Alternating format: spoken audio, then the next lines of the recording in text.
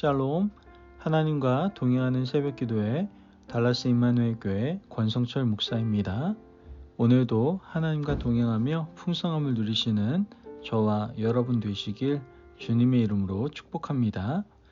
오늘 말씀은 욥기 2장 7절에서 10절까지의 말씀입니다.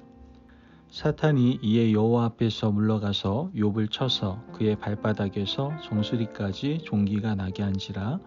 욥이 제 가운데 앉아서 질그릇 조각을 가져다가 몸을 긁고 있더니 그의 아내가 그에게 이르되 당신이 그래도 자기의 온전함을 굳게 지키느냐? 하나님을 욕하고 죽으라. 그가 이르되 그대의 말이 한 어리석은 여자의 말 같도다. 우리가 하나님께 복을 받았은즉 화도 받지 아니하겠느냐 하고 이 모든 일에 욥이 입술로 범죄하지 아니하니라. 아멘. 하나님의 말씀입니다. 여러분, 사춘기 자녀를 기르는 부모들은 자녀들 때문에 가끔이 아니라 자주 화가 많이 납니다. 부모가 가장 서운하고 화가 날 때는 이 부모 자신들의 수고를 알아주지 않고 그들이 받고 있는 혜택이 얼마나 특별한지 이 자녀들이 몰라줄 때 좀 섭섭해서 화가 나게 되는 것이죠. 부모의 수고는 전혀 모른다 하고 이미 받은 것에 대한 감사는 하지 않으면서 부족하고 채워지지 않은 것에 대한 불평을 쏟아낼 때 부모도 참을 수 없는 화가 폭발하게 되죠. 그런데 곰곰이 생각해 보면 사춘기 자녀의 철없는 행동을 우리도 하나님 앞에서 행하고 있다라는 사실을 발견하게 된다는 겁니다. 생각해 보십시오. 하나님께서 우리에게 주신 은혜가 얼마나 큽니까? 지금도 여전히 무한한 자원을 공급하고 계심에도 불구하고 우리는 삐뚤어진 사춘기 아이들처럼 하나님에 대한 원망과 불평으로 일관하고 있지는 않습니까? 우리의 입술로 하나님 이것도 부족합니다. 나는 왜 항상 이렇게 살아야 됩니까? 이런 등등의 많은 원망을 하나님께 쏟아내지는 않습니까? 그러나 하나님께서는 우리에게 여러 가지 방법으로 이런 불신앙을 돌이키게 하신다는 것을 우린 성경을 통해서 보게 되는 것이죠. 오늘 우리가 읽은 본문은 욥이 당한 두 번째, 세 번째 시련입니다. 동방의 의인 욥에게 큰 어려움이 닥쳤죠. 하늘에서 있었던 사탄과 하나님과의 대화 내용을 전혀 몰랐던 욥은 왜 이런 일이 자신에게 닥쳤는지 몰랐습니다. 먼저 사탄은 욥이 가지고 있던 소유물을 쳤습니다. 큰 부자였던 욥의 소유를 한순간에 다 빼앗아 갔죠. 그리고 자녀들도 모두 데려갔습니다. 욥은 순식간에 빈털터리가 되고 말았죠. 하지만 욥은 하나님을 원망하지 않았습니다. 하나님이 이런 욥이 자랑스러웠던 것이죠. 하나님의 기대대로 이 욥이 믿음을 지켰기 때문입니다. 다시 사탄을 만난 하나님이 사탄에게 욥을 자랑합니다. 하지만 사탄은 호언장담을 하게 되죠. 그의 몸을 쳐보십시오. 그의 몸을 치시면 그가 진짜 진실한지 그렇지 않은지 알 것입니다. 라고 빈정거렸습니다. 욥기서 2장 5절 말씀을 보면 이제 주의 손을 펴서 그의 뼈와 살을 치소서. 그리하시면 틀림없이 주를 향하여 욕하지 않겠나이까. 하나님은 사탄에게 그의 생명을 해하지 않는 조건으로 몸을 치는 것을 허락해 주시게 됩니다. 사탄이 욥에게 내린 것은 바로 종기였습니다. 발바닥부터 시작해서 머리끝 정수리까지 가렵지 않은 곳이 없었죠. 욥은 이 종기로 인하여 질긋을 깨뜨려서 온몸을 막 팍팍 긁었던 것이죠.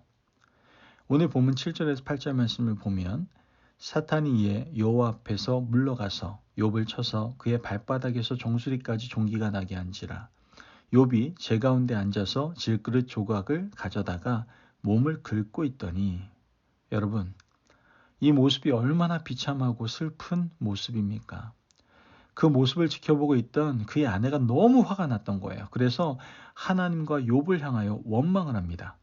본문 말씀 9절 말씀을 보면 그의 아내가 그에게 이르되 당신이 그래도 자기의 온전함을 굳게 지키느냐? 하나님을 욕하고 죽으라. 여러분, 오늘 말씀을 보면 욥이 당한 시험은 단계가 있다는 것을 우린 발견하게 됩니다. 첫 번째는 바로 욥의 소유물에 대한 시험이었던 것이죠. 그리고 두 번째는 건강에 문제가 생겼고요. 세 번째는 관계에 문제가 생겼다라는 것을 알게 됩니다. 사랑하는 아내가 하나님을 향하여 욕하고 죽으라고 말하고 그를 떠나는 슬픈 일이 일어나게 된 것이죠. 소유물의 문제, 건강의 문제, 관계의 문제가 단계적으로 일어나게 되는 것을 우리는 보게 됩니다. 여러분, 우리 인생에도 어려운 일들이 단계적으로 생겨날 때가 있습니다. 그때 우리는 그 어려움을 어떻게 극복해야 되겠습니까? 오늘 우리가 욥이 당한 어려움을 보면서 느끼는 것은 사탄은 이렇게 단계적으로 우리를 하나님으로부터 떼어놓을 수 있다는 사실입니다.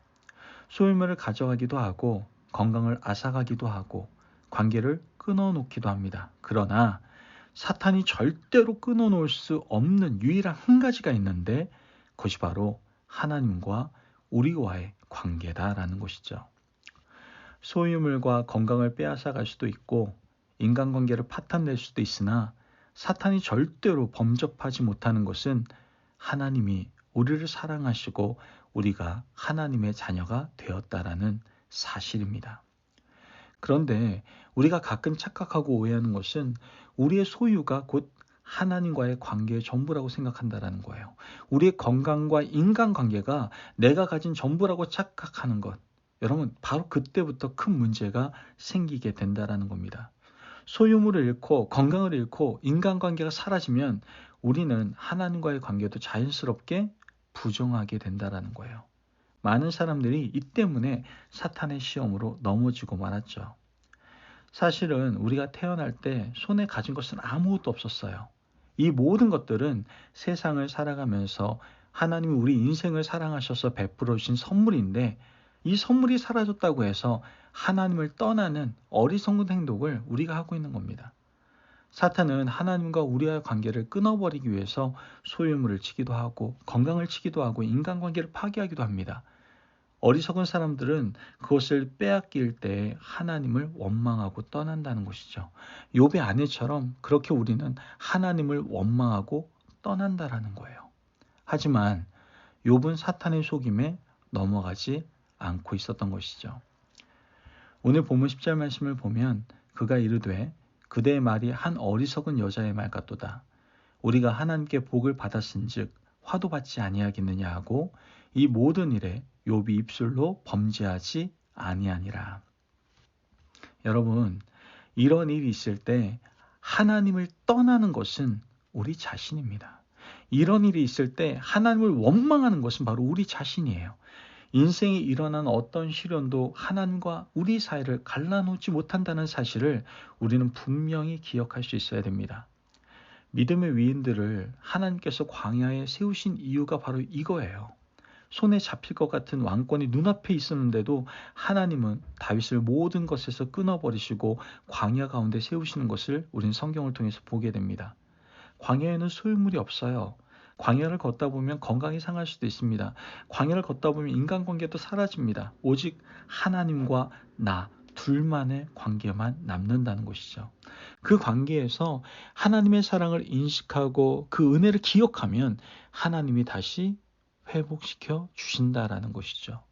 믿음의 위인들은 광야의 길을 잘 극복하고 하나님을 자기 입으로 원망하지 않고 새롭게 자기 갱신한 사람들이었다라는 것을 우리는 알아야 하는 겁니다. 여러분, 오늘 다시 하나님 앞에 서서 우리 자신을 돌아볼 수 있기를 바라요. 언제부터 소유물이 나의 것이었는지, 언제부터 이 관계가 내 것이었는지, 언제부터 이 건강이 나의 것이었는지 한번 돌아보시면 원래부터 내 것이 아니라 하나님이 우리에게 주신 선물이었던 것을 깨닫게 될 겁니다. 그러므로 이 세상에 태어나면서 내 것이었던 유일한 한 가지는 바로 하나님이 나를 사랑하신 그 깊은 사랑밖에 없다라는 것을 여러분들 깊이 깨닫기를 바랍니다. 그것이 우리가 이 세상을 살아가는 가장 큰 힘이 되고 능력이 될 줄을 믿습니다. 그 관계 하나만 붙들고 있다면 이 험한 세상 다른 건 다 잃어도 다시 일어설 수 있음을 여러분들 믿으시기를 바라요. 오늘도 그 관계에 의지해서 힘차게 살아가실 수 있는 저와 여러분 되시길 주님의 이름으로 축복합니다. 아멘. 기도하겠습니다. 사랑이 많으신 아버지 하나님 감사합니다. 오늘도 우리에게 귀한 말씀의 은혜로 허락하심을 너무나도 감사합니다. 하나님, 모든 것을 다 잃어도 하나님께서 나를 사랑하신다는 사실을 늘 기억하며 살아갈 수 있도록 주님 도와주시옵소서. 오직 하나님과의 관계, 그 관계만을 붙들며 이 험한 세상 가운데에서 늘 승리하며 살아갈 수 있도록 우리의 삶을 축복하여 주옵소서. 감사하며 예수님의 이름으로 기도합니다. 아멘. 오늘도 하나님과 동행하며 풍성함을 누리시는 저와 여러분 되시길 주님의 이름으로 축복합니다. 여러분, 하나님의 사랑만이 유일한 소망입니다. 오늘도 그 사랑에 기대어서 살아가시기를 바라요. 그래서 그 큰 사랑 안에서 하나님 베풀으신 은혜를 마음껏 누리시기를 바랍니다. 말씀 안에서 승리하십시오.